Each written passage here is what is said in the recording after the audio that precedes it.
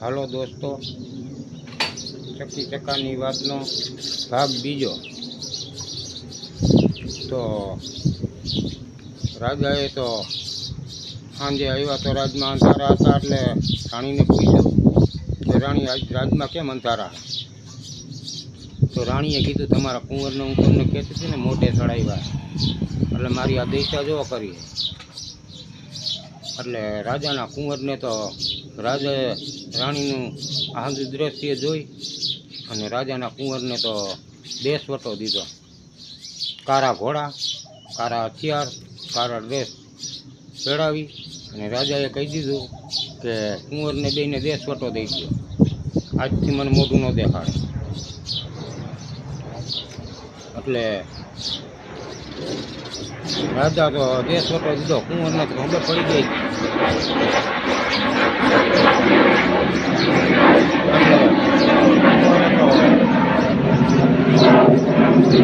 રાજમાં આવ્યા બી ભાઈ જોયું તા તો આ હંધોઈ કોસાંગીનો તૈયાર હતો, કારા ઘોડા, કારા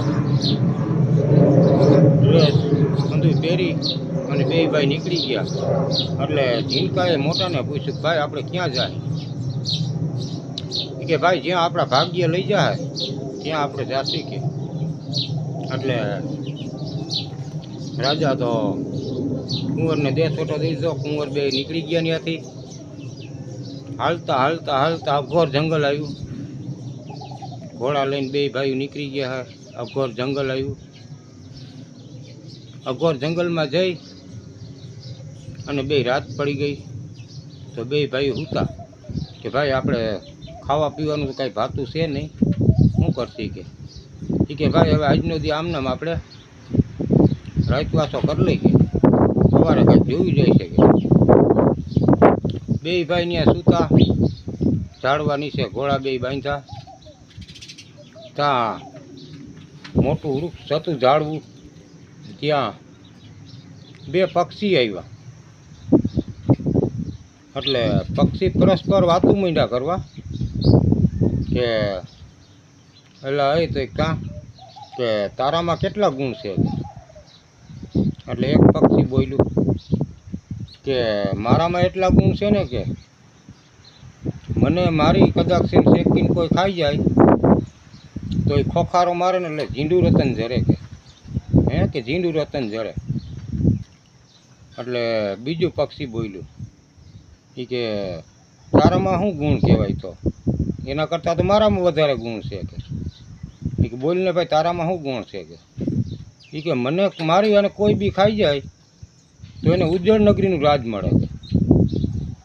એટલે આ બે ભાઈ પડ્યા સાંભળે. તો મોટો હતો એ જાગતો હતો, જીનકો આ વાતું સાંભળતો સૂઈ ગયો. તો મોટાએ પક્ષીને બેઠા બેઠા તીર માર્યું ત્યાંથી. એટલે જે ઝીંડું રતન જરે એ પક્ષી વિંધાઈ ગયું અને હેઠું પડ્યું ને ઓલું પક્ષી ઉડીને ભાગ્યું. કયું રાજ પક્ષી હતું જે કે ઉજ્જળ નગરીનું રાજ મળે, મને મારીને ખાઈ જાય, એ પક્ષી ઉડ્યું. એટલે આને વિચાર કર્યો કે આ પક્ષી રહ્યું ને એ હમાસામાં નાખી દો. હમાસો કહેતા ઠેલો, એનો ઠેલો પડ્યો તો એમાં નાખી દીધું હમાસામાં. જે રતન પંખી હતું એ અને રાજપંખીને પીછે ઘોડો લઈ અને દોડ્યો. ઘોડો લઈને મોર પક્ષી ઉડતું જાય છે, નીચે ઘોડો દોડવે જાય છે. આ ભાઈ ઘોડો દોડાવતા આખી રાત થઈ ગઈ. પક્ષીને વિચાર થયો કે રાત આખી આ મારી વાહે પડ્યો હે, આખી રાત મને નથી મૂક્યું તો આ દિવસનો ક્યાંથી મને મૂકે? એટલે પક્ષી થાકી ગયું હતું, એક ઝાડવા ઉપર બેસી ગયું. એટલે આને એ પક્ષી માર્યું. રાતને દી વહી ગયા એમનેમ ઉડીને, છતાંય પક્ષી થાકી ગયું. પણ આ ભાઈ ઘોડો લઈને થાક્યો નહીં, એટલે આ પક્ષીને માર્યું. ત્યાં પક્ષીને મારી અને ત્યાં હાંજ થઈ ગઈ. બીજી રાત પડી ગઈ, બીજી રાત થઈ ગઈ. પછી એને એમ થયું કે મારા ભાઈ શું કરતો હોય, હાલ હું ત્યાં જાઉં. એટલે આ તો ઝીણકો અહીંયા ઉઠો સવાર થયો. એટલે ઝીણકા ભાઈએ જોયું કે મારો ભાઈ તો મને મૂકીને વયો ગયો કે તો મારે પાછું નથી જવું કે જ્યાં ઠેલો જોયો તો ઠેલામાં રતન પંખી હતું. રતન પંખી હતું એટલે એને વિચાર થયો કે મારો ભાઈ ગયો તો ખરા, તો મારે સારું ખાવાનું મૂકતો ગયો છે કે રતન પંખી એને શેકી ખાધું અને એટલે એને ઉધરાશ આવી એટલે ખોખારો લાગી ગયો. ત્યાં ઝીંડું રતન જઈર્યું મોઢામાંથી. ઝીંડું રતન જઈર્યું એટલે એને જોયું કે હાલે આ તો કે કંઈક બહુ કિંમતી વસ્તુ છે. રાજાનો કુંવર હતો કે જેવો તેવો તો નહોતો. એને ખબર પડી ગઈ. ગયો બજારમાં વેચવા તો 1.25 લાખ રૂપિયાનું એક થયું. એટલે એને જોયું ખોખારો મારે ઝીંડું રતન જરે એટલે એ મોટી સિટીમાં વયો ગયો અને વસવાટ કરવા માંડ્યો.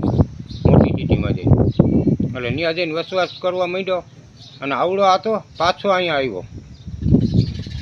ક્યાં એનો ભાઈ હતો ત્યાં ઘોડો લઈને પાછો આવ્યો.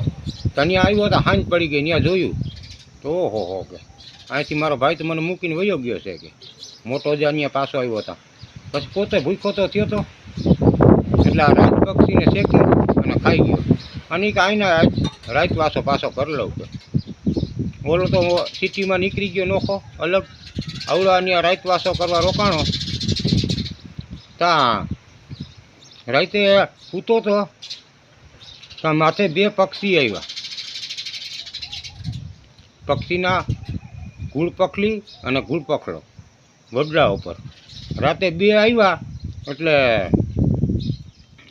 ના સૂતો તો ત્યાં નીચેથી એક ખરપ ચડ્યો ઝાડવા ઉપર. ખરપ ચડ્યો એટલે આને વિચાર કર્યો કે આ હરપ માથે જાય છે. આ ગુળપખલીના ને ગુળપખલાના બચ્ચા હતા ત્યાં કે હમણાં ઓલા બચ્ચાઓને ખાઈ જાય કે એટલે આને હરપને તીર મારીને હેઠો પાડ્યો અને બચ્ચા ભૂખ્યા હતા તે કટકા કરી અને બેયને બચ્ચાઓને બેને નાખી દીધા. તો બચ્ચા ધરાઈ રહ્યા તોય સાપના કટકા વૈધા અંદર બચ્ચા ધરાઈ ગયા. તોય એવામાં ગુળપખલીને ગુળપખલો ચારો લેવા ગયા હતા. કોઈ વસ્તુ એને જઈડી નથી ચારો કાંઈ. એટલે એને 2 વિચાર કર્યો એવો કે ભાઈ તો આપણે ગુળપખલીએ કીધું કે ગુળપખલાવ તે કાં કે આજે આપણા બચ્ચાઓને આપણે ખાઈ જાય. આપણે એસી તો બચ્ચા પાછા થાય પણ આપણને સારો ક્યાંય મળ્યો નથી તો આજે આપણે આપણા બચ્ચાઓને ખાઈ જવા છે. એ કે પણ આપણા બચ્ચાઓને આપણે ખાવા કેવી રીતે? એટલી ભૂખ હતી. એટલે ગુળપખલીએ કીધું કે ગુળપખલા તો કાં કે આપણે એક કામ કરી તો શું કે ત્યાં જઈ અને આખું વીંચી અને બચ્ચાઓને ખાઈ જવાના. બીજું કંઈ નહીં. મારા ઉપર બેસી જવાનું ને આખું વીંચીને ખાઈ જવાના કે હવે આ ભૂખ સહન નથી થતી. એટલે ગુળપખલે કીધું ઠીક બીજું શું કે હાલો એવું કરતી કે ત્યાંથી 2 ઉડ્યા આવ્યા અહીંયા આવ્યા એટલે બચાવને ખબર પડી કે મારા બાપ એટલે આડાવડા પાંદડાઓમાં હતાઈ ગયા.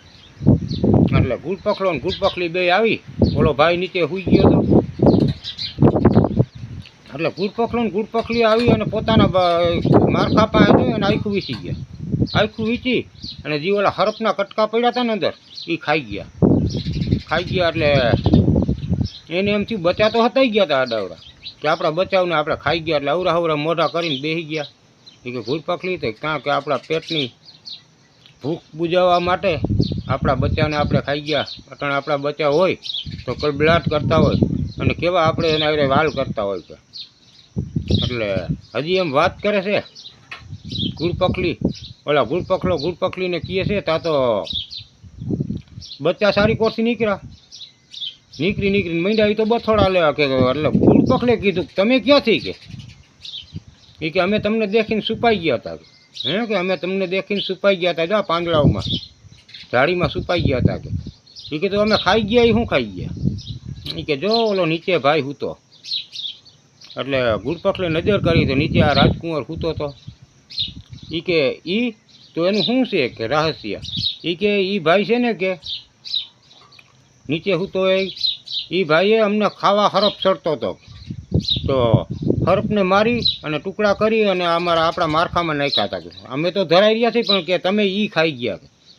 એટલે ગુળપખલાને વાસા ઉત્પન્ન થઈ. એટલે કીધું કે ભાઈ તું કોણ છો કે? એટલે આ ભાઈ તો જાગ્યો મને કોઈક બરકે એવું લાગે છે. એટલે ઉઠો કે ભાઈ તું કોણ છો? કે ભાઈ હું એક રાજાનો કુંવર છું, એટલે મારું નામ કે માનસંગ છે. કે ઠીક ભાઈ, પણ તું એક કામ કર, તે આજ અમને ઉગાડ્યા છે, અમારા બસાવને ઉગાડ્યા છે, અમને કેટલા દિવસ ત્યાં સારો નહોતો મળતો, તો આજે એક કામ કર તું. કે હું કે આજ કે ઉજ્જૈન નગરીનો રાજા હે ને, એને વિદ્યા કોટ નીકળ્યા. એટલે ઉજ્જૈન નગરીનો રાજા એની કુંવરીને કીધું કે મારે રાજપાટ મારાથી થાય નહીં, એટલે હવે મારે ગમે એ નવો રાજા સ્થાપિત કરવો છે.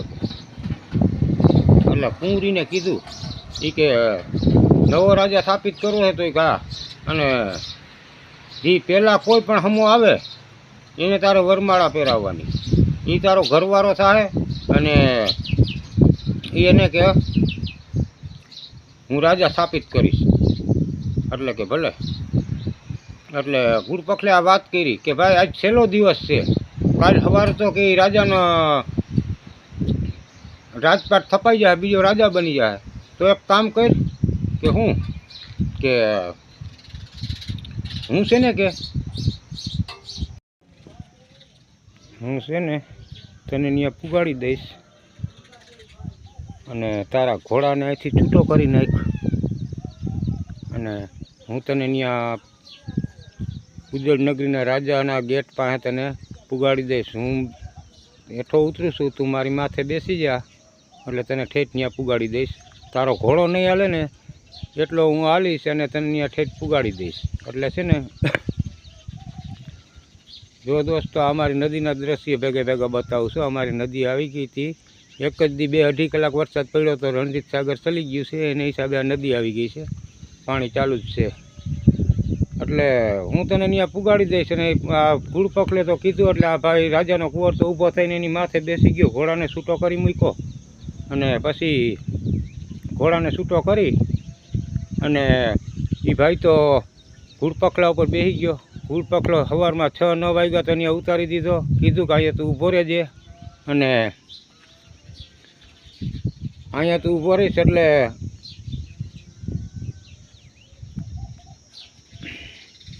અહીંયા તું ઊભો રહીશ ને એટલે તરત જ કે આ ગેટ ખુલશે, એટલે તરત જ તારે અહીંયા ગેટ આગળ ઊભું રહેવાનું, હમું જવાનું, એટલે રાજકુંવરી તને છે ને વરમાળા પહેરાવી દેશે. કે એટલે કે ઠીક.